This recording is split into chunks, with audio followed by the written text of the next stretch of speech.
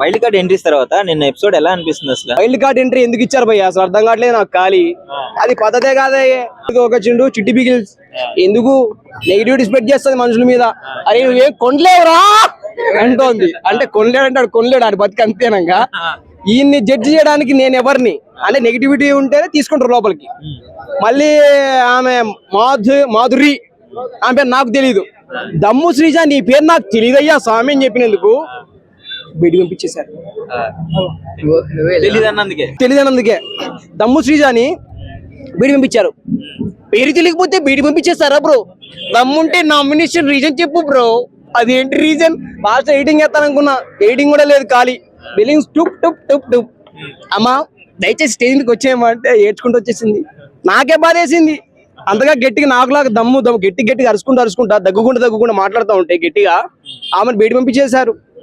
ఇది పద్ధతిగా big boss గారు ఎక్కడున్నా దయచేసి దీన్ని సమన్వయం చేయాల్సిందిగా కోరుతా ఉన్నాం. ధర్నాలు కూడా జరుగుతున్నాయి బయట. ఫస్ట్ వచ్చిన రోజే మన క్యారెక్టర్ బయట పెట్టాము, అంటే గట్టిగా అరచడము అది కాదు కదా.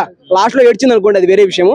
లోపలికి వెళ్ళిన తర్వాత యూటిలైజ్ చేసుకోవాలి, పడుకొని ఉండాలి. కానీ అరచుడైంది పద్ధతి కాదు కదా.